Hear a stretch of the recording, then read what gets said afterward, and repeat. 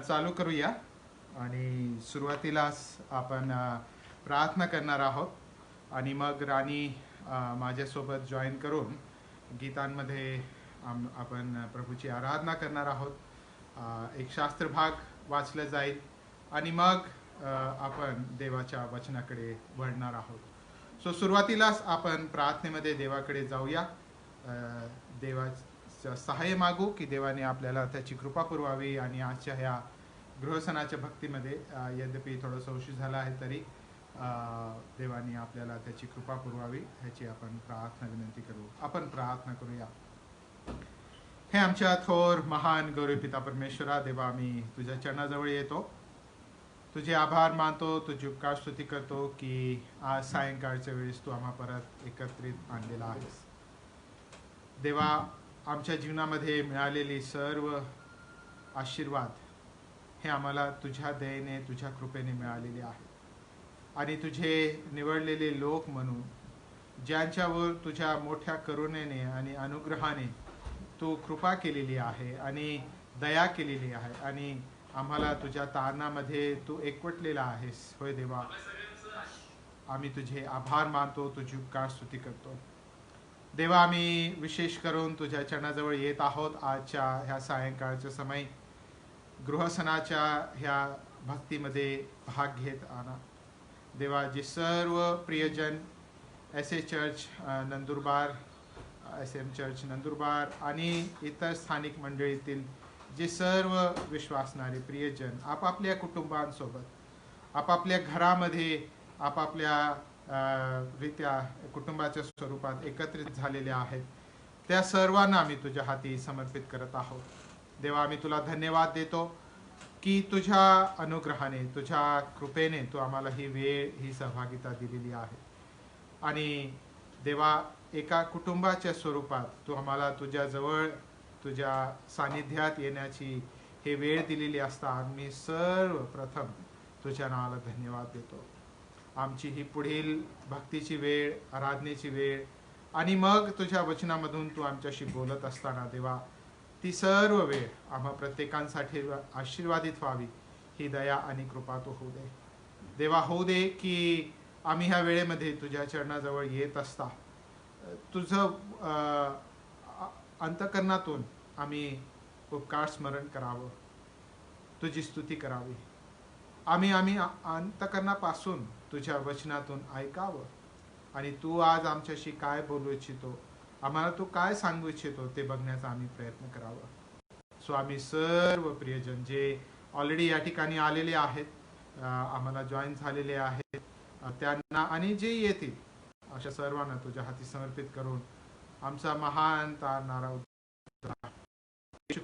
नावाने करतो. आमेन.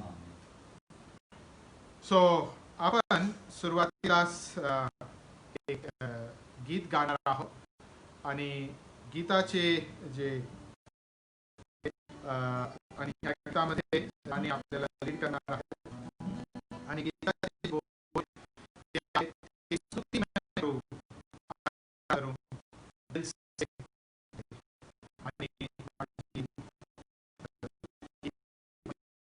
आपल्याला येत आहे नक्की आमच्या जॉईन करा आणि आपण देवाची आराधना करूया.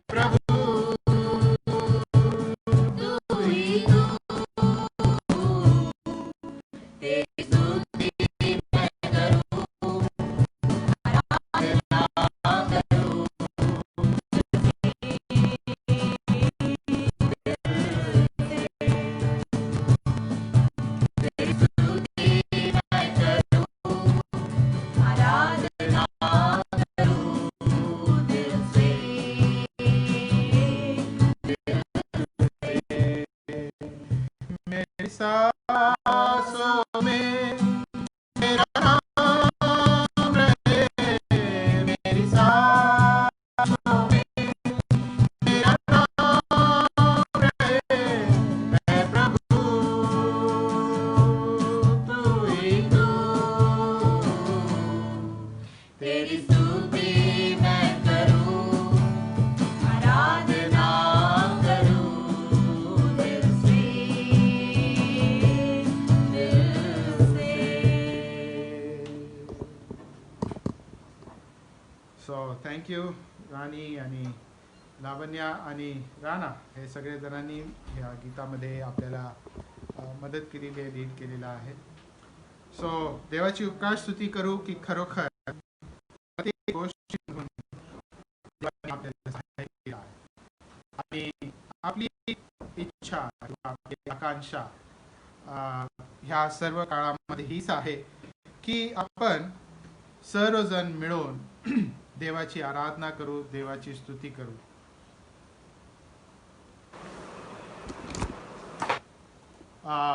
आपण सर्वजण मिळून देवाची आराधना करूया की त्यांनी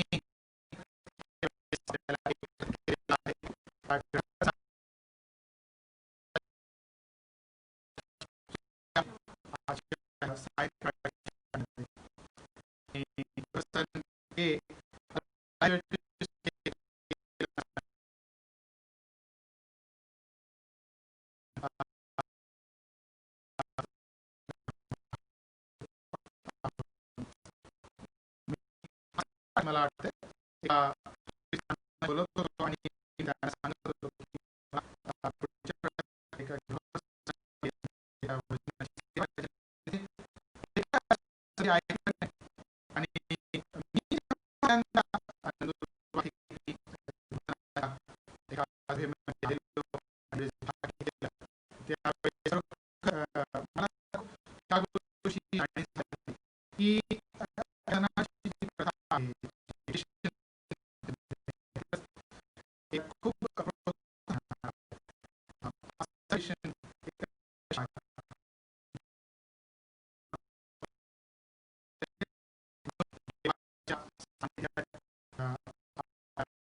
की एकत्रित भक्ती करण्याची, मिळून आपल्या कुटुंबाचा आत्मपरीक्षण करण्याची आणि देवामध्ये माझा कुटुंब आज कुठे आहे, आम्ही कशा प्रकारे देवाची सेवा करत आहोत.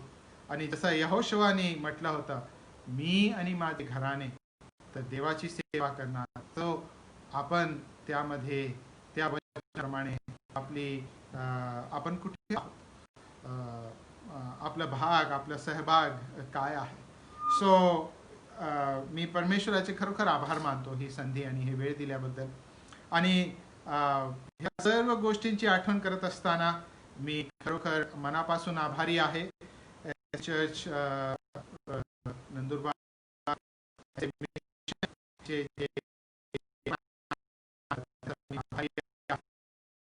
आणि चर्च नंदुरबार ह्यांचा पण मी आभारी आहे. सर्व पंचमंडळ आणि जे वडिलांचा जो समूह त्या ठिकाणी आहे त्यांचा मी आभारी आहे की तुम्ही ह्या ठिकाणी मला वचनातून सेवा करण्याची संधी दिली. सो आजच्या ह्या वेळेमध्ये आपण वचनामध्ये जाण्या अगोदर देवाच्या एक शास्त्र भाग आपण वाचन करणार आहोत.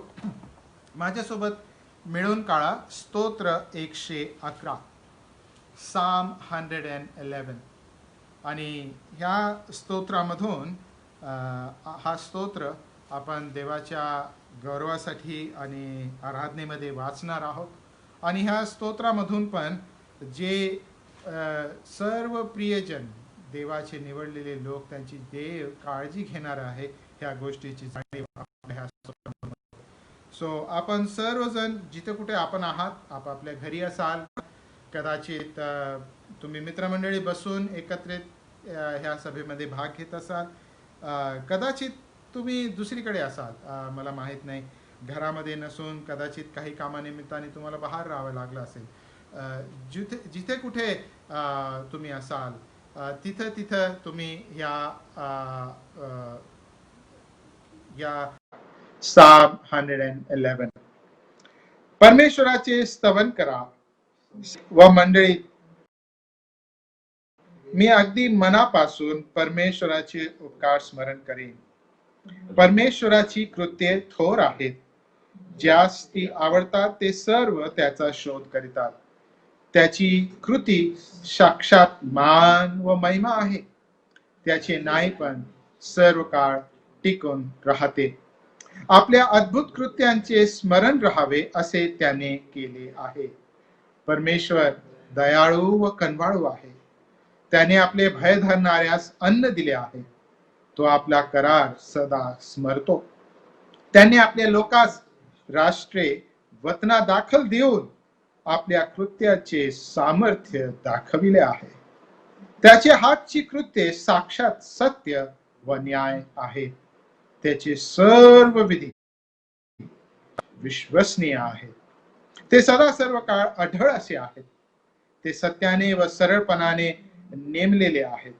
त्याने आपल्या लोकांस उदारदान पाठवून दिले आहे.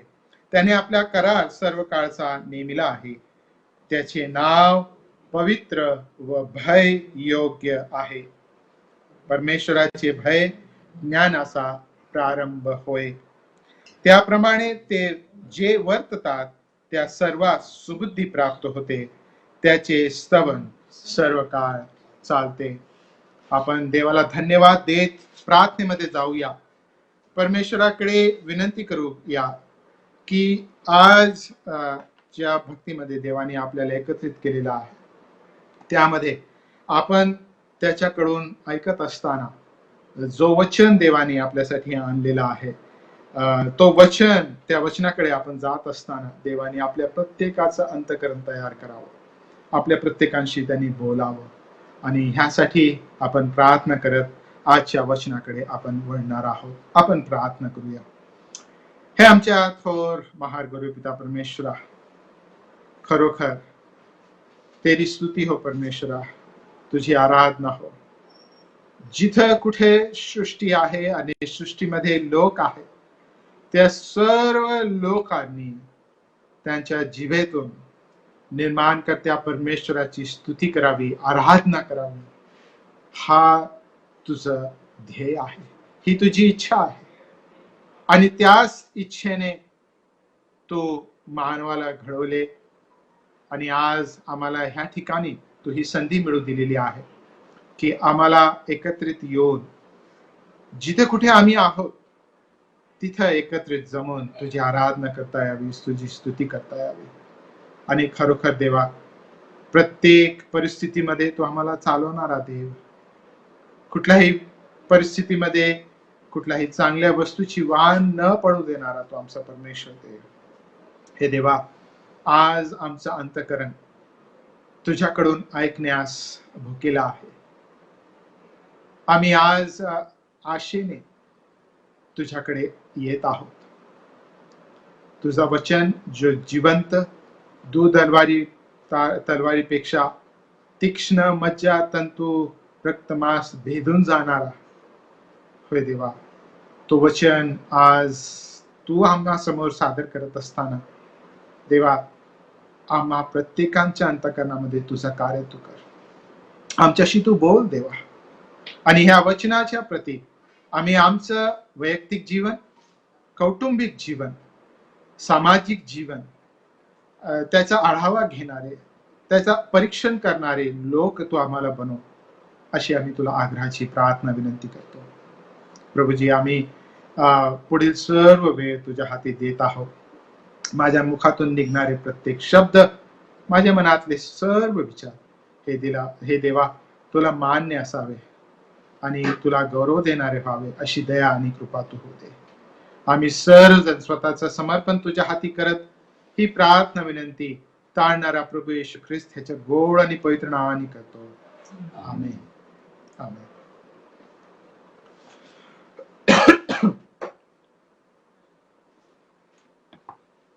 एका व्यक्तीची गोष्ट सांगितली जाते आणि ही व्यक्ती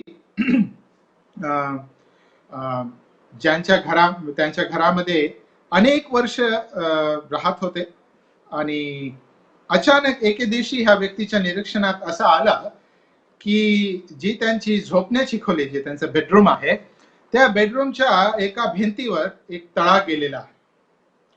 आणि ते पाहून त्यांना फार नवल वाटलं, अरे हे कसं काय. आणि मग त्यांनी विचार केला आणि त्यांना असं वाटलं की कुठल्या तरी व्यक्तीला बोलवून हे तळा भरून काढावं, ते व्यवस्थित दिसावं, नीट दिसावं. ह्याच्यासाठी त्यांनी एका पेंटरला बोलवलं. त्या पेंटरला त्यांनी तो दाखवलं आणि त्या पेंटरने म्हटलं, काही नाही साहेब, आपण थोडस काहीतरी एक पुटीचा हात मारून टाकू आणि मग परत तुमचं भिंत ह्याला आपण रंग लावून टाकू आणि नीट होऊन जाईल. आणि तो आला, त्यांनी त्याचं काम केलं आणि तो गेला आणि तो जी भिंत होती ती छान दिसायला लागली. काही दिवस लोटल्यावर परत त्याच ठिकाणी त्या भिंतीवर दुसरं एक तळा गेलेला, एक दरार आलेली त्यांना दिसली.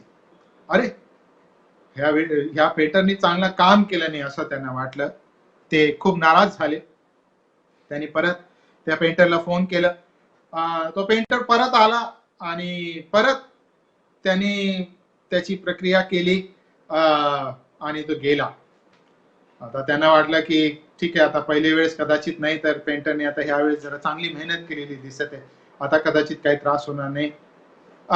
परत थोडेसे दिवस लोटल्यावर ते झोपेतनं जेव्हा सकाळी उठले तेव्हा त्यांच्या भिंतीवर जो तळा होता आता तो मोठा झालेला आणि त्याच्यासोबत दुसरे अजून वेगवेगळे तळे त्यांच्या भिंतीवर त्यांना दिसले आणि त्यांना फार आश्चर्य वाटलं की अरे हे काय चाललंय.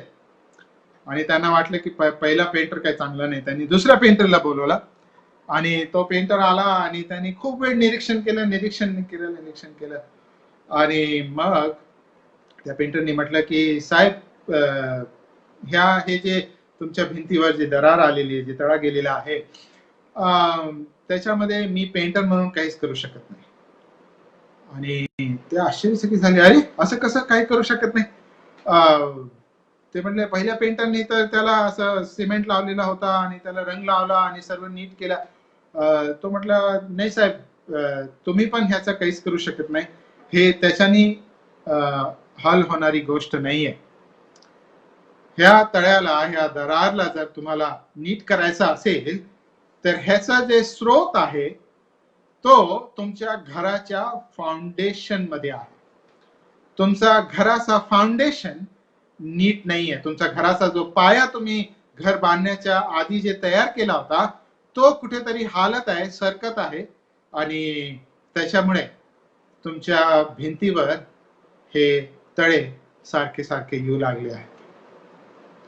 जीवनामध्ये अनेकदा आपण जेव्हा अडचणी आपल्या जीवनात येतात, जेव्हा कष्टाचे प्रसंग आपल्या जीवनात येतात, जेव्हा न आवडणारी गोष्ट आपल्या जीवनामध्ये होते, तेव्हा ते दरार किंवा तडे गेलेले प्रसंग आपल्या जीवनात निर्माण होतात आणि बहुधा आपला काय प्रयत्न असतो, अरे त्याला काहीतरी करून झाकून टाका, रंगरंगोटी करून टाका आणि सर्व चांगलं आहे असं दिसू द्या. पण प्रियानो, मला सांगू द्या की जोवर आपण पायभूत जे गोष्टी आहेत की ज्याद्वारे आपल्या जीवनामध्ये काही तळे जात आहेत किंवा आपल्या कौटुंबिक जीवनामध्ये काही तळे जात आहेत, जोवर आपण त्यांना ऍड्रेस करणार नाही, जोवर आपण त्याची दखल घेणार नाही, तोवर ते दरार किंवा ते तळे तसेच राहणार. आजकाल अनेक कुटुंबांमध्ये आणि विशेष करून जे कोरोनाची महामारीचे दिवस आपण मागे अनुभवले, त्यामध्ये अनेक कुटुंब वेगवेगळ्या प्रकारच्या दडपणामधून गेलेले, ह्याचा अनुभव तुम्ही घेतलेला आहे. कदाचित पैशाची अडचण, कदाचित घरामध्ये कोणीतरी आजारी पडतो की काय ह्याची अडचण, घरामध्ये काही लोक वयस्कर आहेत किंवा लहान लेकरं आहेत आणि त्यांनाही आजार होऊ नये त्याचा एक दडपण, कदाचित ह्या गोष्टीचं दडपण की आपल्या घरातली एक व्यक्ती वैद्यकीय सेवेमध्ये आहे आणि त्यावेळेस त्यांचं स्वास्थ्य चांगलं राहावं, त्यांना चांगलं आरोग्य राहावं, ह्याचं एक दडपण. मागील काही दिवसांमध्ये जेव्हा आम्ही काही न्यूज रिपोर्ट्स वाचत होतो तेव्हा असं दिसून आलं की ह्या लॉकडाऊनच्या पिरियडमध्ये जे कौटुंबिक हिंसाचार आहे त्याचं प्रमाण इतकं वाढलं आहे ह्या मागील 4 ते 5 महिन्यामध्ये किंवा 6 महिन्यामध्ये की जितकं मागच्या पूर्ण वर्षभरामध्ये नव्हतं. आणि अनेकदा जेव्हा अशा प्रकारची दडपण आपल्या कुटुंबावर येतात बाहेरून किंवा आतून, तेव्हा कधी कधी आपल्या कुटुंबात असे तडे जातात, दरार निर्माण होतात. आणि त्या दरारांची काळजी घेण्यासाठी आपण फक्त रंगरंगोटी करून किंवा त्याच्यावर काहीतरी आपलं सिमेंट लावून आणि ते झाकून टाकून होणार नाही. जर ते दरार आपल्या ख्रिस्तीय कुटुंबातल्या पायाभूत गोष्टींपासून जर उभवत आहे तर आपल्याला सखोल, फार खोल जाऊन, आपल्या जीवनाच्या अंतःकरणामध्ये फार खोल जाऊन आपल्याला स्वतःचं आत्मपरीक्षण करणे फार महत्वाची गोष्ट आहे, जेणेद्वारे की आपल्या कुटुंबामध्ये ह्या प्रकारची दरार सारखी सारखी पडू नये आणि जे काही गोष्टी आहेत त्यामध्ये आपण योग्य निवारण करावं. आता शास्त्रामध्ये प्रभू येशू ख्रिस्तांनी पण ह्याविषयी शिकवलं आणि मत्तयाच्या पुस्तकामध्ये प्रभूने जो दाखला घेतला ही गोष्ट शिकवण्यासाठी तो होता 2 व्यक्तींचा की ज्यांनी घर बांधायला घेतली, राईट. आणि एकाने त्याचं घर वाळूवर आणि दुसऱ्यांनी त्याचं घर खडकावर बांधलं. ज्यांनी वाळूवर बांधलं त्याचं घर ढासळलं कारण त्याला चांगला पाया नव्हता, पण ज्यांनी खडकावर बांधला त्याचं घर टिकून राहिलं कारण की त्याचा पाया अगदी अटळ अशा ठिकाणी घातलेला होता. प्रियानो, आपल्या कुटुंबाचा पाया कुठे आहे, कोण आहे, हे समजून घेणं गरजेचं आहे. आपलं ख्रिस्तीय कुटुंब कशावर, कुठल्या पायावर बांधलेलं आहे हे शास्त्रामधून आपण समजण्याचा प्रयत्न करणार आहोत. त्यावर आपण आपलं आत्मपरीक्षण करण्याचा प्रयत्न करणार आहोत आणि कुठल्या कुठल्या गोष्टी केल्याने, ज्या पायावर आपण हे आपलं घर किंवा आपला कुटुंब बांधण्याचा आपण प्रयत्न केलेला आहे, कुठल्या कुठल्या गोष्टी केल्याने आपलं कुटुंब, आपलं घर अजून चांगला होईल, अजून अढळ होईल, ज्याला कोणी हलवू शकणार नाही, परिस्थिती नाही, एखादी महामारी नाही, एखादी वाईट अवस्था नाही, दरिद्री नाही किंवा कुठल्याही प्रकाराची अडचण नाही. कुठल्याही परिस्थितीमध्ये आपलं कुटुंब किंवा आपलं घर हे हालणार नाही किंवा त्याच्यामध्ये ते अटळ राहील, हे बघण्याचा आपण प्रयत्न करणार आहोत. सो ख्रिस्तीय कुटुंबाचा पाया कुठे आहे, ह्याची जर आपण शोधाशोध करायचा प्रयत्न केला तर आपल्याला उत्पत्तीच्या पुस्तकामध्ये जावं लागेल, की जिथं देवाने प्रथम जी कुटुंब व्यवस्था आहे ती स्थापित केलेली आहे.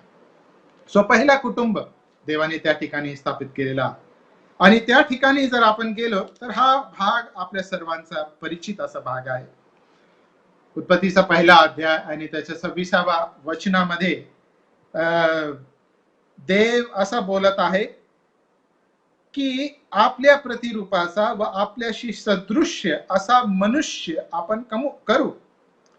समुद्रातील मासे, आकाशातील पक्षी, ग्राम पशु, अवघी पृथ्वी आणि पृथ्वीवर रांगणारे सर्व प्राणी यावर ते सत्ता चालवितील.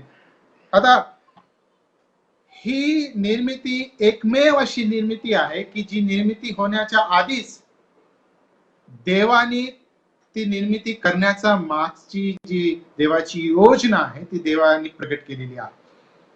बाकी कुठलीही निर्मिती करण्याच्या आधी देव ती निर्मिती का करत आहे, जसं सूर्य केले, तारे केले, चंद्रमा केले, हे देवाने का केलं हे आधी सांगितलेलं नाही. फक्त मनुष्याची निर्मिती करताना देवाने ती इच्छा, त्याची जी योजना आहे ती प्रकट केलेली आहे, आणि मग त्याप्रमाणेच देव करतो. आणि 27व्या वचनामध्ये पुढे असं म्हटलेलं आहे की देवाने आपल्या प्रतिरूपाचा मनुष्य निर्माण केला, देवाचे प्रतिरूप असा तो निर्माण केला, नर व नारी अशी ती निर्माण केली. आणि त्या ठिकाणी आपण पाहत आहोत या वचनामध्ये की पुरुष व स्त्री दोघेही देवाच्या प्रतिरूपामध्ये देवाने मिळून निर्माण केलेले आहे. आणि पुढे 28व्या वचनामध्ये देव त्यांना आशीर्वाद देत आहे आणि देव त्यांना म्हणाला, फलद्रूप व्हा, बहुगुणित व्हा, पृथ्वी व्यापून टाका व ती सत्ते खाली आणा, समुद्रातील मासे, आकाशातील पक्षी व पृथ्वीवर संचार करणारे सर्व प्राणी यावर सत्ता चालवा. आता प्रियानो, ह्या ठिकाणी जो पहिला कुटुंब आहे तो देवाने स्थापित केलेला आहे, ती कुटुंब व्यवस्था देवाने स्थापित केलेली आहे. आता दुसऱ्या अध्यायामध्ये जर गेलो तर आपल्याला तिथे अजून सखोल माहिती मिळते की देवाने नेमकं काय काय केलं, जे ह्या 2 वचनांमध्ये देवाने सांगितलेल्या पहिल्या अध्यायाचं त्याची सखोल माहिती दुसऱ्या अध्यायामध्ये आपल्याला पाहायला मिळते. परंतु अनेकदा आपण हे वचन वाचतो आणि मग जे दुसरा शास्त्रभाग ह्याच्याशी जोडला जातो, तो शास्त्रभाग जे आजचा आपला मुख्य शास्त्रभाग आहे तो आहे स्तोत्र 128. स्तोत्र 128. आणि इथं जी कुटुंब व्यवस्था देवाने स्थापित केली ती कधी धन्य ठरते ह्याचा एक चित्र स्तोत्र 128 मध्ये दिलेला आहे. आणि आरोहणा स्तोत्र असा तो आहे, जेव्हा यहुदी लोक यरुशलेमला वर चढत जात असेल तेव्हा हे स्तोत्र वाचत ते जात असत. सो हे स्तोत्रामध्ये 128वा स्तोत्र देव असा म्हणत आहे की जो पुरुष परमेश्वराचे भय धरितो, जो त्याच्याच मार्गाने चालतो तो धन्य, तो आपल्या श्रमाचे फळ खाशील, तू सुखी होशील, तुझे कल्याण होईल, तुझ्या मासघरात तुझी स्त्री सफळ द्राक्षवेली सारखी होईल, तुझ्या मेजासभोवती तुझी मुले जैतुनाच्या रोपासारखी होतील. पहा, परमेश्वराचे भय धरणाऱ्या पुरुषाला असा आशीर्वाद मिळेल.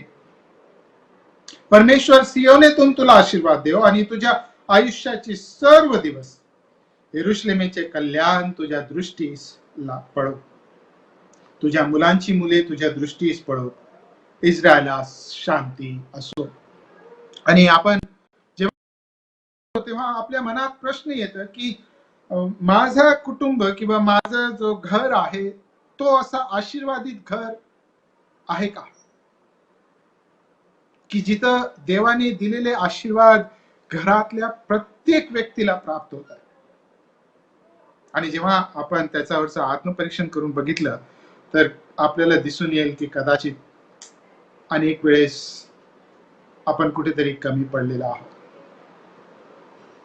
ज्या प्रकाराचं हेतू देवाने मनात ठेवून, योजना देवाने पुढे ठेवून आपल्या कुटुंबाची सुरुवात केली, तो हेतू आपल्या कुटुंबामध्ये कदाचित पूर्ण झाला नाही. आणि त्याच्यामुळे अनेक वेळेस आपलं कुटुंब या स्तोत्र 128 मधल्या कुटुंबासारखा कदाचित आशीर्वादित नाही, अशी कधी कधी आपल्याला जाणीव होते. परंतु ते होण्यासाठी काही मूलभूत गोष्टी, काही पायाभूत गोष्टी आपल्याला समजणं फार महत्वाचं आहे. उत्पत्तीच्या पुस्तक 1 अध्यायाकडे जर तुम्ही आला तर त्या ठिकाणी जेव्हा देव ह्या कुटुंब व्यवस्थेची स्थापना करत आहे, तेव्हा 26व्या वचनामध्ये आणि 28व्या वचनामध्ये म्हटल्याप्रमाणे ही व्यवस्था स्थापन करण्याच्या मागे देवाचा हेतू होता. आणि तो हेतू काय होता बघा, या ठिकाणी लिहिलेला आहे की जे काही निर्मित गोष्टी आहेत, समुद्रामधील असो, आकाशातील असो, पृथ्वीवरील असो, कुठेही असो, ह्या सर्वांवर ह्या मनुष्याने म्हणजे स्त्रीने आणि पुरुषने काय करायचं होतं? सत्ता गाजवायची होती किंवा सत्ता चालवायची होती. आता ह्या ठिकाणी सत्ता चालवणे म्हणजे त्यांच्यासोबत जाऊन युद्ध करून त्यांना त्यांच्या कब्जात घेणे असं नव्हे. कदाचित ते जगिक दृष्टिकोन आहे, परंतु जो दृष्टिकोन देवाचा ह्या ठिकाणी आहे तो असा आहे की स्त्री आणि पुरुष मिळून जी काही देवाने निर्मिती केलेली आहे त्या निर्मितीच्या वर त्यांनी सत्ता ठेवावी. त्या निर्मितीच्या द्वारे त्यांनी देवाचा जो राज्य आहे तो अधिक वाढवत जावं, ते अधिक प्रस्थापित करावं, ही देवाची इच्छा आहे. आणि अनेकदा आपण हे शास्त्र भाग वाचताना आपल्या लक्षामध्ये कदाचित ते येत नाही किंवा आपण तसा विचार करत नाही. प्रियांनो, स्त्री आणि पुरुष ह्या नात्याने देवाने आपल्या प्रत्येकाला देवाच्या प्रतिरूपामध्ये बनवलेला आहे. पुरुष देवाच्या प्रतिरूपामध्ये बनवलेला आहे, स्त्री पण देवाच्या प्रतिरूपामध्ये बनवलेली आहे. आणि दोघेही मिळून देवाचा जो प्रतिरूप आहे ते गाजवत आहे. आता प्रतिरूपाचा मनवल्याचा जो अर्थ आहे तोही ह्या ठिकाणी थोडक्यात सांगायचा म्हणजे देव त्रैक देव आहे, पिता, पुत्र, प्रभू येशू आणि पवित्र आत्मा. स्वभावात ते एकसारखे आहेत, ते तिघही देव आहेत, परंतु ते तीन वेगवेगळे व्यक्ती आहेत. आणि जेव्हा देवाने मनुष्याची रचना केली तेव्हा प्रथम त्यांनी मनुष्य म्हणजे पुरुष निर्माण केला आणि मग पुरुषामधून त्यांनी एक हाड काढून त्या हाडापासून त्यांनी स्त्री निर्माण केली. आणि स्त्री जेव्हा गर्भधारणा करते आणि एखाद्या बाळाला जन्म देते तेव्हा एक बाळाचा जन्म होऊन स्त्री आई बनते, पिता, आई आणि मुलगा. आणि ह्या प्रमाणामध्ये ह्या प्रकारे जर आपण विचार केला तर एका कुटुंबामध्ये पती, पत्नी आणि मुलं हे तिन्ही मिळून त्यांचा जो स्वभाव आहे तो देवाच्या प्रतिरूपाचा स्वभाव आहे. परंतु ते कशाचा दर्शक आहे? त्रैक देवाचा. आणि ह्या त्रैक देवाचे प्रतिनिधी म्हणून देवाने आपल्याला ह्या पृथ्वीवर या ठिकाणी ठेवलेला आणि जी जबाबदारी आपल्याला दिलेली आहे ती ही की आपण ह्या पृथ्वीवर देवाची सत्ता पुढे आणि पुढे न्यावी. आता देवाची सत्ता पुढे नेण्याचा जो भाग आहे त्यामध्ये एक गोष्ट समजणं फार महत्त्वाचं आहे. की देवाची सत्ता म्हणजे नेमकं काय. सो मी त्याचं उदाहरण देताना तुम्हाला असं सांगेन की आजकाल आपल्याकडे जे नोट आहे, राईट, त्या नोटवर वेगवेगळ्या मूल्याचे नोट आहेत. समजा 100चा आहे, 500चा आहे, 2000चा आहे, राईट. आणि त्या नोटवर जी किंमत लिहिलेली, जे आकडे लिहिलेले आहेत, त्यावरनं ही गोष्ट ठरते की त्या कागदाच्या तुकड्याची किती किंमत आहे, राईट. आता जेव्हा आपल्याला नवीन नवीन नोट समजा एटीएम मधून किंवा बँकेतून प्राप्त होते तेव्हा ती चांगली दिसते, परंतु ती वापरून वापरून वापरून वापरून खूप त्याचा चुरडा मुरडा होतो, घाण होऊन जाते, त्याच्यावर सर्व प्रकारचा मळ लागतो, ती कुठे कुठे गेली असेल त्याचा आपण अंदाज पण लावू शकत नाही. आणि जरी ती मळीन झालेली असली तरी त्या नोटचं जे मूल्य आहे, त्या रुपयाचा जो मूल्य आहे तो बदलत नाही. 2000ची नोट कितीही घाण झालेली असली, कितीही मळीन झालेली असली तरी त्या नोटेचं मूल्य बदलत नाही. प्रियांनो, तुम्ही आणि मी आपण देवाच्या स्वरूपामध्ये बनवलेले आहोत, घडवलेले आहोत. पापाने आपण मळीन झालेला आहोत, आपला स्वभाव मळीन झालेला आहे, पण मुळात आपण देवाचे प्रतिनिधित्व करण्यासाठी, देवाची सत्ता पुढे आणि पुढे नेण्यासाठी आपण घडवले गेलेले आहोत. आणि जर आपलं हेतू, जर आपल्या जीवनातला आपल्याला दिलेला ध्येय जर आपल्याला पूर्ण करायचा असेल तर त्यासाठी एकच मार्ग आहे की जो आपला निर्माण करता देव आहे त्याकडे वळून आपल्या पापाचा अंगीकार करणे. देवाच्या पुत्राने जो महान बलिदान त्या क्रूसखांबावर तुमच्या आणि माझ्या जागी जाऊन त्या वधस्तंभावर त्याचा प्राण देऊन दिला, त्याचा स्वीकार आपल्या जीवनामध्ये करणे आणि देवाकडून प्राप्त झालेला तारण त्यामध्ये जीवन जगणे. व्यक्तिगतरित्या जेव्हा आपण तो तारण स्वीकारतो तेव्हा आपण देवाचे प्रतिनिधित्व करण्यासाठी खरे तयार होतो. आणि हे प्रतिनिधित्व करण्याची जी जबाबदारी आहे, ह्या वचनाप्रमाणे जर आपण ह्या वचनाचं वाचन केला तर आपल्याला दिसेल की देवाने आशीर्वाद दिला तेव्हा देवाने पुरुष आणि स्त्री म्हणजे पती आणि पत्नी दोघांनाही आशीर्वाद दिलेला आहे.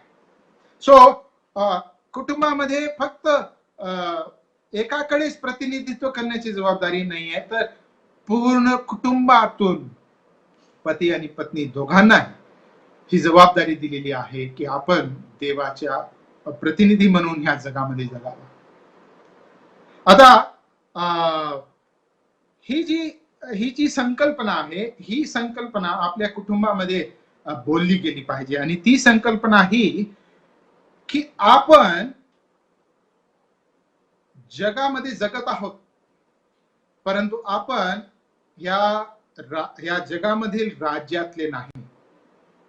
ज्या राज्यासाठी देवाने आपल्याला निर्माण केलेला आहे तो राज्य देवाचं राज्य आहे आणि एके दिवशी तो त्याचा राज्य स्थापित करणार आहे. तोपर्यंत प्रत्येक कुटुंबाला जी जबाबदारी देवाने दिलेली आहे ती ही आहे की देवाचे जे प्रतिरूप आहे त्यामध्ये घडवल्या गेलं असल्यामुळे आपण देवाचे प्रतिनिधी म्हणून देवाच्या राज्याचं प्रतिनिधित्व करावं. आणि देवाचं राज्य कसं दिसलं पाहिजे, कसं असलं पाहिजे त्याचं अनुकरण आपण आपल्या कौटुंबिक जीवनामध्ये करावं. ते करण्यासाठीची सर्वात पहिली महत्वाची गोष्ट आपण पाहिली की आपण देवाने देव केलेलं तारण स्वीकारलं पाहिजे. आणि दुसरी गोष्ट आहे की त्याचा प्रतिनिधित्व करण्याची संकल्पना किंवा त्याचा देवाचे प्रतिनिधी म्हणून जगण्याचा जो दृष्टिकोन आहे तो आपण आपल्या जीवनामध्ये स्वीकारलं पाहिजे. प्रियानो, समजा आज अचानक तुम्हाला एखादा फोन कॉल आला किंवा तुम्हाला एखाद्या व्यक्तीने विशेष एक आमंत्रण पाठवलं, एक चिठ्ठी पाठवली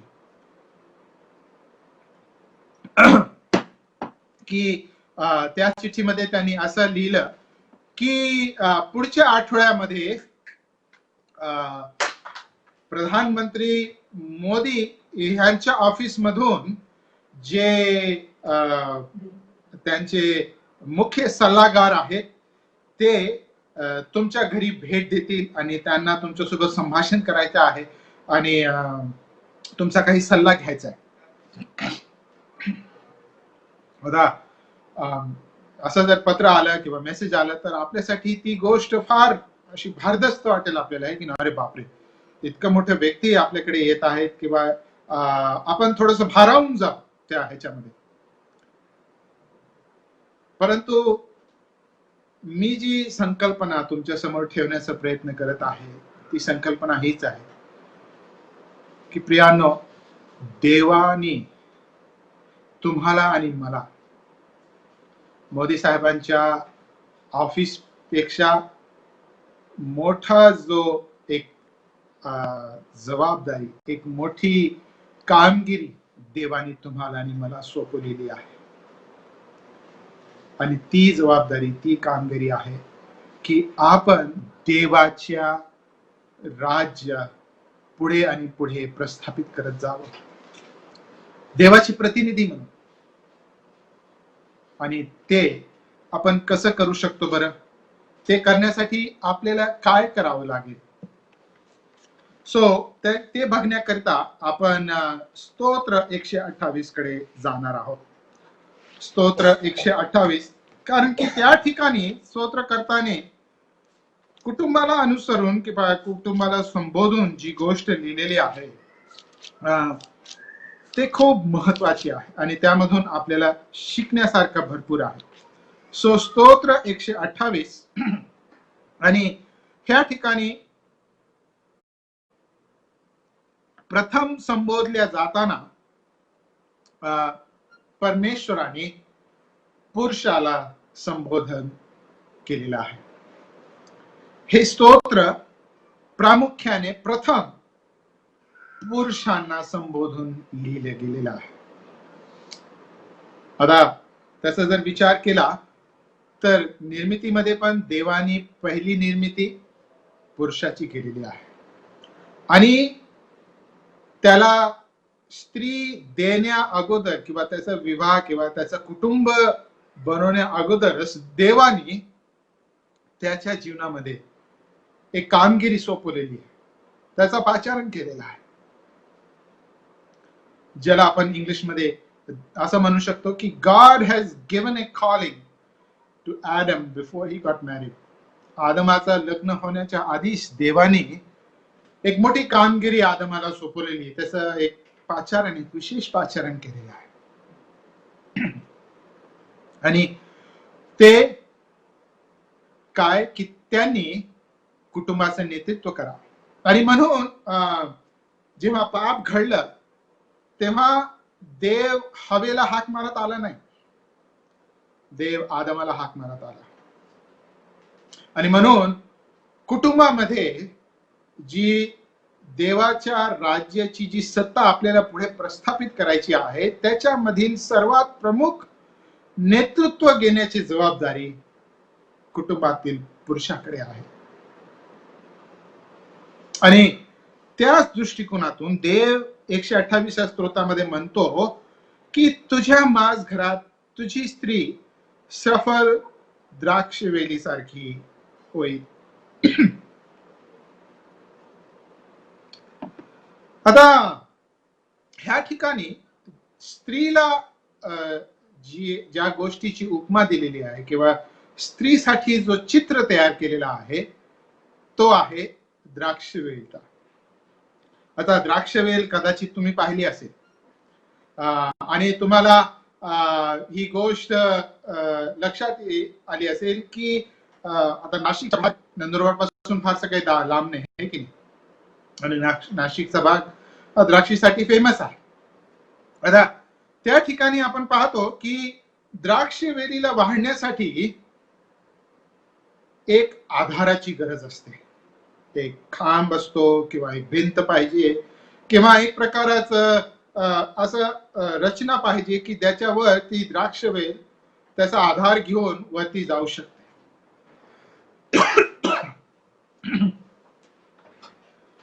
प्रियांनो, तो आधार देण्याचा कार्य देवाने कुटुंबामध्ये पुरुषाकडे सोपवलेला आहे. जर आपण आपल्या कुटुंबाचं ध्येय देवाचं राज्य वाढवण्यासाठी जर करत असाल,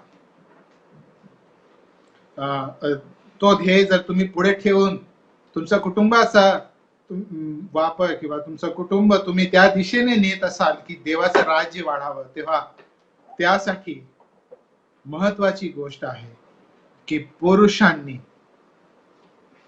त्यांच्या कुटुंबामध्ये स्त्रीला आधार व्हावा. कारण द्राक्षीचा वेल ह्याला वाढण्यासाठी, ह्याला लहानसा मोठा होण्यासाठी एक आधाराची गरज असते. आणि प्रत्येक कुटुंबामध्ये प्रत्येक पुरुषाने, प्रत्येक पतीने ह्या गोष्टीचं आत्मपरीक्षण करण्याची गरज आहे की मी माझ्या कुटुंबामध्ये माझ्या पत्नीला तो आधार देत आहे का, तो वातावरण देत आहे का की ज्या वातावरणामध्ये माझी पत्नी वाढत आहे, तिची वृद्धी होते, तिची उन्नती होत आहे.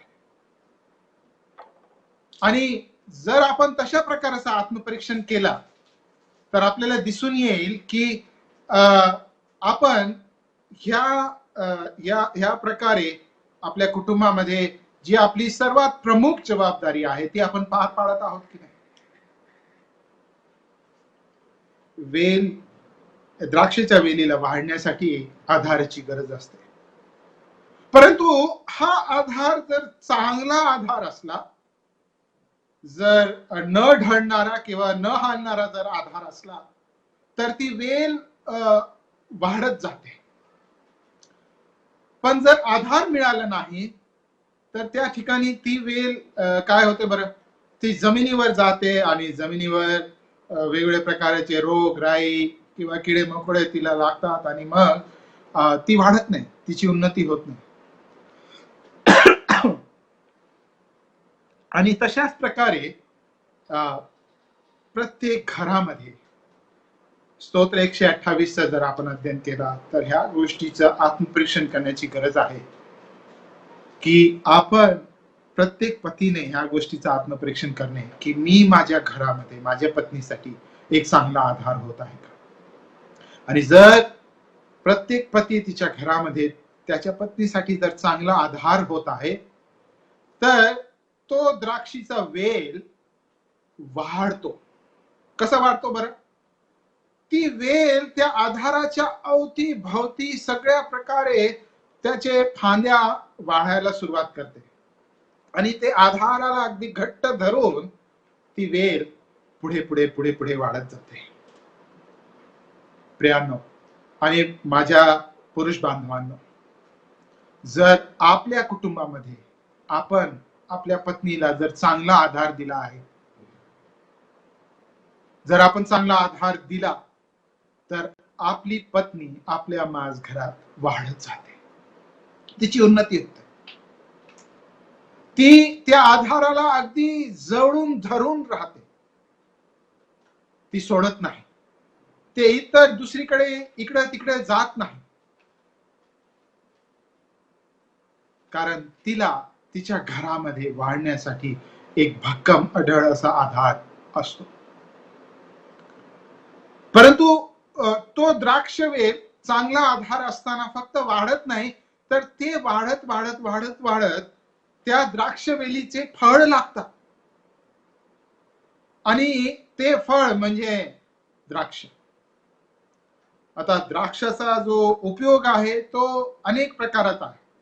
त्याचे आपल्या देशामध्ये त्याचे मनुके तयार होतात, द्राक्षरस तयार होतो, वेगवेगळ्या प्रकारची पेय त्याच्यातून तयार होतात आणि हे सर्व पुरुषाला एका प्रकारे समाधान देणारे असतात. परंतु त्या द्राक्षवेलीला फळ केव्हा लागतो? जेव्हा तिला वाढण्यासाठी एक चांगला आधार असतो. प्रियांनो, आपल्या कुटुंबामध्ये आपण आपल्या कुटुंबाचं आत्मपरीक्षण करत असताना, आपल्या पत्नीचं, आपल्या लेकरांचं आत्मपरीक्षण करत असताना आपण ह्या गोष्टीचा विचार केला आहे की लग्न झाल्यापासून माझ्या घरामध्ये माझी पत्नीची कशा कशा गोष्टींमध्ये उन्नती झाली, कशा कशा प्रकारे माझी पत्नी प्रभूमध्ये वाढलेली आहे, किंवा फक्त मीच वाढत गेलोय, फक्त माझीच उन्नती झाली आहे.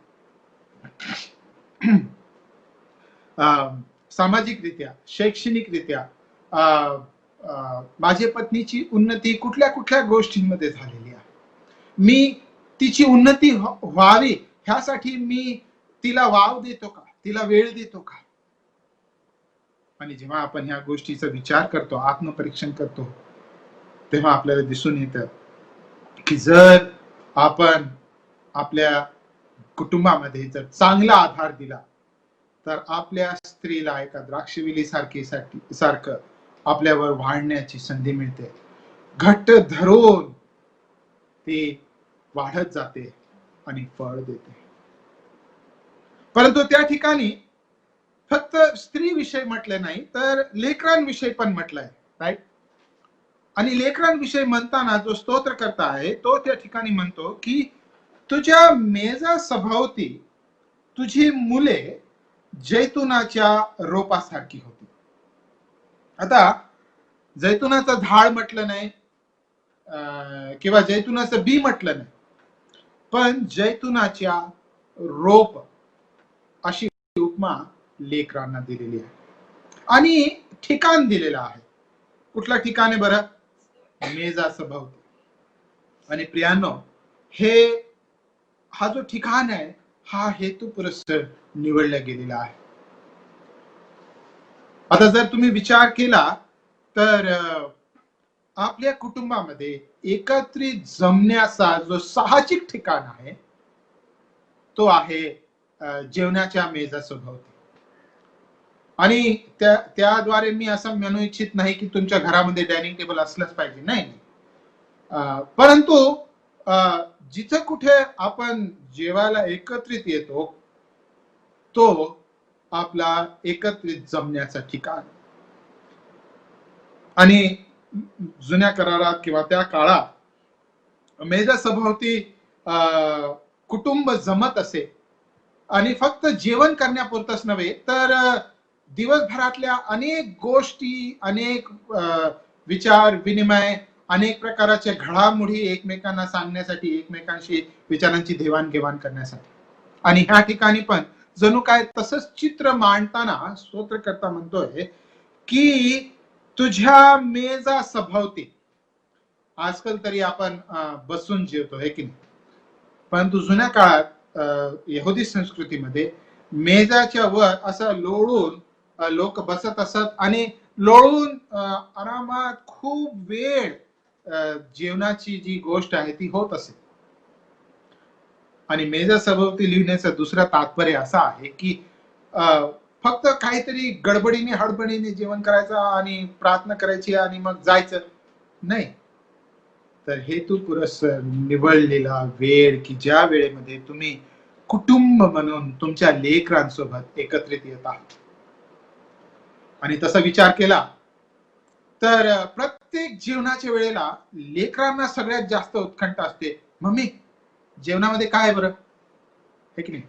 आता त्यांची उत्कंठा जरी जेवणाची असली तरीही ह्या जेवणाच्या मेजा सभोवती जमणे आणि हेतुपुरस्सर आपल्या लेकरांबरोबर वेळ घालवण्याचा हेतू ठेवून स्तोत्रकर्ता ह्या ठिकाणी लिहित आहे की तुझ्या मेजा सभोवती तुझी मुले जैतुनाच्या रोपासारखी होती.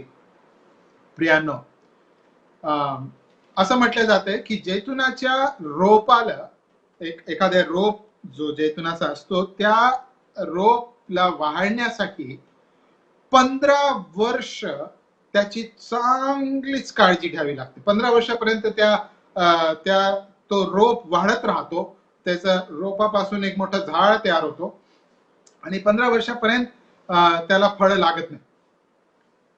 परंतु त्या 15 वर्षांमध्ये त्या झाडाची जी मुळं आहेत ती चांगले खोल जमिनीत जातात आणि जेव्हा त्या जमिनीत जाऊन जमिनीतलं सर्व सत्व ते ग्रहण करतात, शोषतात, तेव्हा त्या झाडाची प्रक्रिया चालू होती आणि त्याला फळ लागायला सुरुवात होते. आणि जसं द्राक्षीचा वेगवेगळा उपयोग आहे, तसंच जैतुनाचा जो फळ आहे, ज्याला इंग्लिशमध्ये ऑलिव्ह म्हटलं जातं, ह्याचा पण भरपूर प्रयोग आहे की नाही. वेगवेगळे उपयोग केले जातात. त्याचं तेल खाण्यासाठी वापरला जातो, मालिशसाठी वापरला जातो.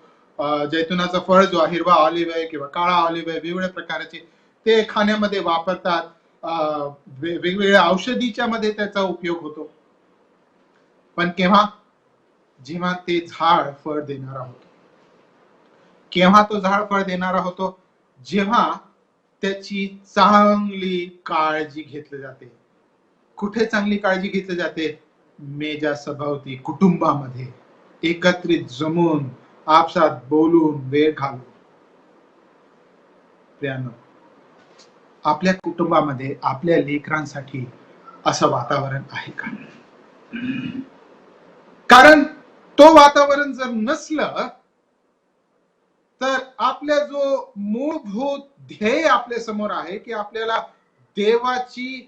देवाचं राज्य आणि त्याची सत्ता पुढे न्यायची आहे, ह्या पृथ्वीवर सर्वीकडे प्रस्थापित करायची आहे, त्याच्यामध्ये आपण कमी पडणार.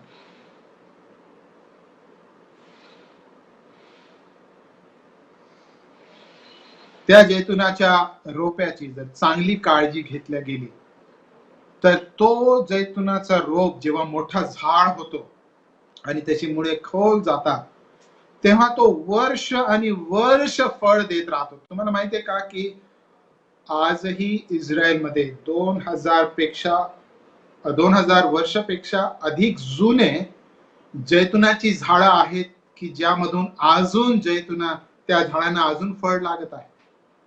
कल्पना करा की येशूच्या काळामधील असलेली काही जैतुनाची झाडं अजून आहे आणि ते अजूनही फळ देत आहे का? कारण त्यांची चांगली काळजी घेतली गेली.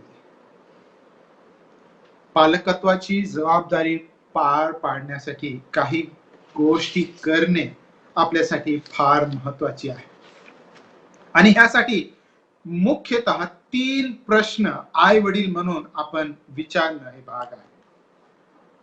पहिला जो प्रश्न आई वडिलांनी विचारणं हे भाग आहे ते हे आहे की लेकरांना वाढवत असताना माझी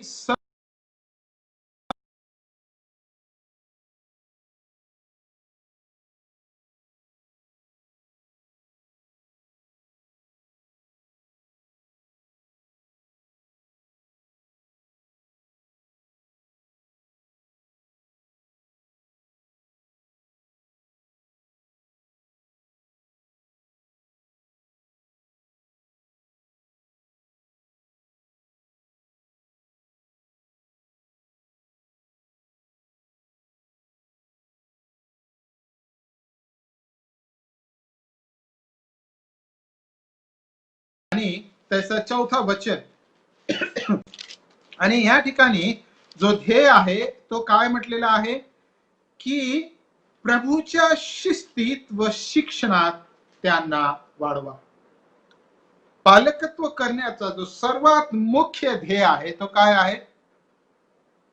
सर्वात मुख्य गोष्ट जी आपण आपल्या समोर ठेवून चालली पाहिजे, ज्याच्याद्वारे आपल्याला हे म्हणता आलं पाहिजे की ह्या पालकत्वाच्या जबाबदारीमध्ये आपण यशस्वी झालो की नाही, ह्याचा मापदंड काय बरं?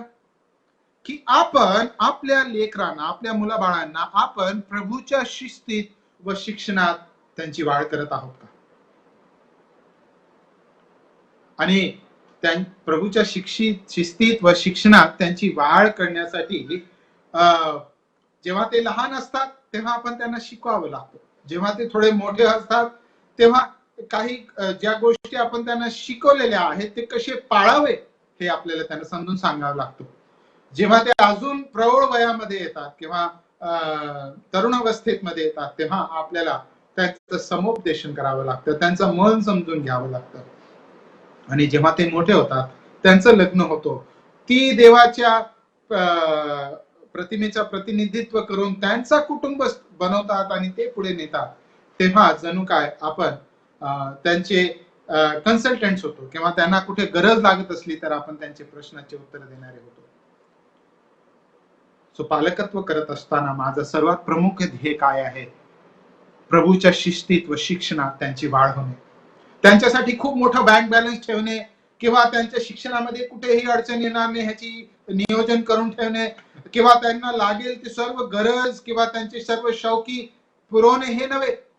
हे करा त्यांच्या त्यांच्या वेळेला त्याच्या त्याच्या ठिकाणामध्ये, परंतु सर्व गोष्टी करण्यापेक्षा अधिक महत्वाचा जो ध्येय आहे तो आहे प्रभूच्या शिस्तीत व शिक्षणात त्यांना वाढवणे. दुसरा प्रश्न जे आपल्या समोर पालकत्व करताना आला पाहिजे की माझी सर्वात प्रमुख भूमिका काय आहे? ध्येय आहे की प्रभूच्या शिस्तीत व शिक्षणात त्यांना वाढवणे, भूमिका. आणि त्याचा उत्तर पहिले कोरिन्थ्याचा 4था अध्याय आणि त्याच्या 14 ते 16 वचनामध्ये आहे. पहिले कोरिन्थ्याचा 4था अध्याय 14 ते 16 वचनामध्ये. आणि ह्या ठिकाणी असं म्हटलेलं आहे की पौल कोरिन्थकरास मंडळीला म्हणत आहे की ज्या सर्व प्रकारे तो कोरिन्थ इथल्या मंडळीमध्ये त्यांनी सेवा केलेली आहे त्या सेवेची तुम्ही आठवण करा. एक आई म्हणून त्यांनी कशा प्रकारे त्याच्या ममतेच्या द्वारे त्यांनी लेकरां त्या कोरिन्थ इथल्या मंडळीची त्यांनी संगोपन केलेलं आहे. एक पिता म्हणून त्यांनी कशा प्रकारे त्यांचं सहाय्य केलेलं, त्यांचं संरक्षण केलेलं आहे, हे सर्व लिहिता त्याची आठवण करून देत असताना पौल काय म्हणतो की तुम्ही माझे अनुकरण करणारे व्हा. आपलं सर्वात प्रमुख जी भूमिका आहे ती ही आहे की आपण अशा प्रकारचे जीवन जगावं आई वडील म्हणून की आपल्या लेकरांना प्रौढ झाल्यावर किंवा तरुणावस्थेत आल्यावर त्यांना असं वाटावं की मी माझ्या वडिलांसारखा, मी माझ्या आईसारखी जीवन जगणारी होय. आपण त्या प्रकारचे जीवन जगत आहोत का? केव्हा जगता येईल? जेव्हा आपल्याला ह्या गोष्टीची जाणीव होईल की आपण फक्त कुटुंब म्हणून एकत्रित आहोत आणि आपली जबाबदारी काहीतरी आहे एवढीच नव्हे तर फक्त काहीतरी दिवस या पृथ्वीवर घालवण्याची आणि मग आपल्या जीवनामध्ये दिलेल्या आपल्या सर्व जबाबदारी पूर्ण करण्याची नव्हे, तर आपली जबाबदारी ह्याच्यापेक्षा कितीतरी मोठी आणि महान आहे. आणि ती आहे की देवाची सत्ता पूर्ण पृथ्वीवर प्रस्थापित करणे. कशा प्रकारे एक चांगलं कित्ता माझ्या लेकरांसमोर ठेवून आपण आपल्या लेकरांच्यासाठी त्याग करण्याचा कित्ता त्यांच्या समोर घडवत आहोत का? आपण आपल्या लेकरांवर प्रीती करण्याची कित्ता त्यांच्या समोर घडवत आहोत का? आपण देवावर अवलंबून राहण्याचा कित्ता आपल्या लेकरांसमोर घडवत आहोत का? एखादा कठीण प्रसंग आला, एखादी कठीण परिस्थिती आली तर आपण कुटुंब म्हणून आपल्या कुटुंबाचं नेतृत्व करून देवाकडे धाव घेतो का? की आपण चला आपण मिळून एकत्रित प्रार्थना करू, देवाची इच्छा शोधण्याचा प्रयत्न करू. ह्या सर्व गोष्टींमध्ये आपण कित्ता होणे महत्वाचा भाग आहे. अनेक देवाचे मोठे महान असे सेवक होऊन गेलेले आहेत की त्यांनी त्यांच्या साक्षीमध्ये ही गोष्ट सांगितलेली की त्यांचे वडील, त्यांची आई त्यांच्यासाठी एक कित्ता होते. ज्या प्रकारे त्यांनी त्याग केला, ज्या प्रकारे त्यांनी प्रीती केली, ज्या प्रकारे त्यांनी प्रार्थना केली, ज्या प्रकारे त्यांनी कुटुंबाचं नेतृत्व केलं. प्रियांनो, आई वडील म्हणून आपण आपल्या लेकरांसाठी ती भूमिका पार पाडत आहोत का? आपल्यासाठी ते महत्वाचे आहेत का? की आपली नोकरी, आपलं करिअर, आपण किती पैसे कमवतो, त्यासाठी आपल्याला किती मेहनत करावी लागते, हे सर्व महत्वाचं आहे? आपलं ध्येय आहे की त्यांनी प्रभूच्या शिस्तीत व शिक्षणात वाढावं. आपली भूमिका आहे की आपण असे लोक बनावे की ज्यांच्या अनुकरण करावंसा आपल्या लेकरांना वाटेल. आणि तिसरी गोष्ट, आपली सर्वात प्रमुख जबाबदारी काय आहे? तर आपली सर्वात प्रमुख जबाबदारी आहे की आपल्या लेकरांसाठी आपण अशा प्रकारचे एक एक मार्ग तयार करावं की ज्या मार्गामध्ये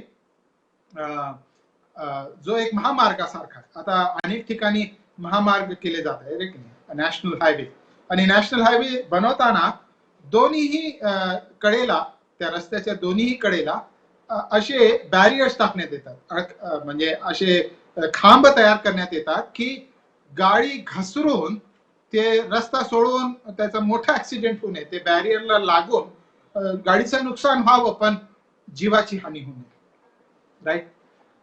आणि तशा प्रकारचा एक मार्गाच्या दोन्ही बाजूला असणारे जे खांब आहेत, जे दिशा दाखवण्याचं पण काम करतात आणि मोठी हानीपासून वाचवण्या पण काम करतात, तसं तशी ती गोष्ट करण्याची जबाबदारी पार पाडणे हे पालकत्वाची सर्वात प्रमुख जबाबदारी आहे. एकीकडे आपण त्यांना ह्या गोष्टीची जाणीव करून देणे की त्यांच्या मोहामध्ये किंवा त्यांच्या पापी स्वभावामध्ये जे जे त्यांना करावंसं वाटेल ती सर्व करण्याची परवानगी वचनाप्रमाणे आपल्याला नाही, आणि ते करण्यापासून जे चुकीच्या गोष्टी ते करायच्या पाहत आहेत त्यापासून आपण त्यांना परावृत्त करणार. पण दुसरीकडचा जो खांब आहे की रस्त्याच्या दुसऱ्या बाजूचा, तो असा की जिथं तुम्ही सोबत तुमच्या लेकरांना ह्या पण गोष्टीची जाणीव होऊ देत आहेत की त्यांनी काहीही जरी केलं, ते कुठल्याही तळाला जरी गेले तरी तुमची प्रीती त्यांच्यावर कधी अंतरणार नाही, कधी बदलणार नाही. एकीकडे त्यांच्या पापी स्वभावाला आहारी जाऊन ते काही पण करू शकण्याची परवानगी त्यांच्याकडे नाही, आणि दुसरीकडे अनकंडिशनल लव्ह की काहीही झाला तरी तुम्ही त्यांच्यावर प्रीती करणार. त्यांना पापी स्वभावाप्रमाणे गोष्टी न करून देण्यामुळे त्यांना ह्या गोष्टीची जाणीव होईल की ह्या गोष्टी करण्यापासून जर ते दूर राहिले तर ते सुरक्षित आहेत, आणि कुठलीही परिस्थिती आली तरीही तुम्ही त्यांच्यावर सारखीच प्रीती करणार. ह्या गोष्टीची जाणीव जर लेकरांना झाली तर त्यांना हे समजेल की नाही, मी माझ्या आई वडिलांच्या नजरेमध्ये महत्वपूर्ण आहे, माझे आई वडील माझ्या प्रीती करतात. प्रियांनो, आपल्या कुटुंब म्हणून जे ध्येयाने देवाने आपली स्थापना केलेली आहे कुटुंबाची, तो ध्येय आहे की हे सर्व सृष्टी, ही सर्व निर्मितीमध्ये देवाची सत्ता गाजवणे, युद्ध करून नव्हे, पण देवाच्या प्रतिमेमध्ये आपण बनवल्या गेल्या असल्यामुळे त्याचा प्रतिनिधित्व करून एक चांगला कुटुंब कसा असावा ह्याचं एक चांगला उदाहरण आपल्या समाजामध्ये ठेवणे. कारण जर आपला कुटुंब जर चांगला राहिला तर आपली मंडळी शोभून दिसते. जर आपली मंडळी शोभून दिसली तर आपला समाज सर्व इतर लोकांमध्ये चमकून दिसतो, आणि जर आपला समाज चमकून दिसला तर आपला देश जगभरामध्ये गाजवला जातो. प्रियांनो, ह्या गृहसणामध्ये आपण ह्या गोष्टीचा आढावा घेणे की मी देवाचा नेतृत्व, पुरुष मंडळीने ह्या गोष्टीचा आढावा घेणे की मी ख्रिस्ताने दिलेल्या जबाबदारीप्रमाणे चांगला नेतृत्व करत आहे का, ह्या गोष्टीची जाणीव करून घेणे की मी माझ्या घरामध्ये माझ्या पत्नीला एक चांगला आधार देत आहे का. पती आणि पत्नी म्हणून आपण ह्या गोष्टीचं आत्मपरीक्षण करणे की आपल्या कुटुंबामध्ये, आपल्या घरामध्ये आपल्या लेकरांना वाढण्यासाठी एक चांगला वातावरण मिळत आहे का. आणि जर ह्या गोष्टी झाल्या तर स्तोत्र 128 मध्ये म्हटल्याप्रमाणे की परमेश्वराचे भय धरणाऱ्या पुरुषाला असा आशीर्वाद मिळेल. परमेश्वर सियोनेतून तुला आशीर्वाद देव आणि तुझ्या आयुष्याचे सर्व दिवस यरुशलेमेचे कल्याण तुझ्या दृष्टीस पडो. प्रियानो, ह्या वचनाप्रमाणे असं आपण म्हणू शकू की जर आपण देवाच्या ध्येय कुटुंबाच्या साठी जो आहे तो जर आपण पूर्ण करण्याचा प्रयत्न केला तर एसए चर्च नंदुरबार या ठिकाणी असलेले सर्व मंडळी आणि जे सर्व लोक आज या गृहसनाच्या सभेमध्ये भाग घेत आहेत त्या सर्वांना देवाचा आशीर्वाद प्राप्त हो. देव तुम्हाला आशीर्वाद देव. आपण प्रार्थना करूया. हे देवा, आम्ही ह्या ठिकाणी तुझ्या वचनामधून बघत असताना ज्या ध्येय पुढे ठेवून तू कुटुंबाची स्थापना केली तो ध्येय समजण्यास तू आमचं सहाय्य केलं. ह्या पूर्ण सृष्टीवर, ह्या पूर्ण निर्मितीवर देवा तुझी सत्ता प्रस्थापित करणे. तुझ्या प्रतिमेमध्ये आम्ही बनवले गेलेले असताना तुझा प्रतिनिधित्व करून ह्या पृथ्वीवर एक चांगलं ख्रिस्तीय कुटुंब कसा दिसतो ह्याचा कित्ता ह्या ठिकाणी ठेवणे, ह्याच्यासाठी तू आम्हाला निवडून घेतलेला आहे. आणि देवा, तुझ्या वचनामधून पाहत असताना आम्हाला ह्या गोष्टीची जाणीव होते की ह्यापैकी अनेक गोष्टी करण्यामध्ये कदाचित आम्ही कमी पडलेलो आहोत. परंतु देवा, तुझ्यामध्ये कधीही उशीर होत नाही. तुझ्यामध्ये आम्हाला नेहमी दुसरी संधी आहे. आणि म्हणून आज आम्ही या सर्व वचनातून आपल्या जीवनाचा, आपल्या कुटुंबाचा आत्मपरीक्षण करत असताना तुझ्या चरणाजवळ येतो आणि तुला विनंती करतो देवा की एक चांगलं कुटुंब होण्यासाठी की जे तुझं प्रतिनिधित्व करणारा आहे आणि सोबतच तुझ्या वचनामध्ये दिल्याप्रमाणे एक असा कुटुंब की ज्यामधून देवाची प्रतिमा झलकत आहे, दिसत आहे, असं कुटुंब तू आम्हाला बनव देवा. आमच्या कुटुंबामध्ये आम्ही प्रत्येकांची उन्नती व्हावी, पतीची, पत्नीची, लेकरांची, प्रत्येकांची आध्यात्मिक उन्नती व्हावी आणि आम्हाला ह्या गोष्टीचा दृष्टिकोन प्राप्त व्हावं की आम्ही ह्या जगामधील राज्यातले नाही तर आम्ही स्वर्गीय देवाच्या राज्यातले आहोत, की जो राज्य आम्हाला पुढे आणि पुढे न्यायचा आहे, की ज्या राज्याची सत्ता आम्हाला घडवायची आहे, बांधायची आहे, प्रस्थापित करायची आहे. आमच्या पिढीमध्ये आम्हाला ती करायची आहे आणि आमच्या पिढीच्या पुढच्याही पिढीमध्ये ते होईल, त्यासाठी आम्हाला कार्यरत राहायचं आहे. देवा, हे प्रभूजी, तू आम्हाला सहाय्य कर जेणेद्वारा की अशा कुटुंब तयार करण्यासाठी तुझ्या वचनाप्रमाणे जे लागेल ते करण्यास आम्हाला तू शक्ती दे, सामर्थ्य दे. तुझ्या वचनामधून शिकण्याचा तो अंत करून आम्हाला तो दे आणि त्याचा लागूकरण आपल्या जीवनामध्ये करण्याचं सहाय्य तू आम्हाला पुरव. देवा, आम्ही चुकणारे, आम्ही पडणारे आहोत, परंतु जेव्हा आम्हाला तुझं दैवी सहाय्य प्राप्त होतो तेव्हा आम्हाला आशा आहे. म्हणून आम्ही त्या सहाय्यासाठी प्रार्थना करत ही प्रार्थना प्रभू येशू ख्रिस्त याच्या गोड आणि पवित्र नावाने मागतो. आमेन. प्रभूच्या नावामध्ये आपल्या सर्वांना परत एकदा सलाम. आणि इथून जाण्यापूर्वी देवाचा जो आशीर्वाद आहे तो मी आपल्याला देऊ इच्छितो. आणि तो आशीर्वाद प्रकटीकरणाच्या पुस्तक ह्याचा पहिला अध्याय त्यामध्ये आहे.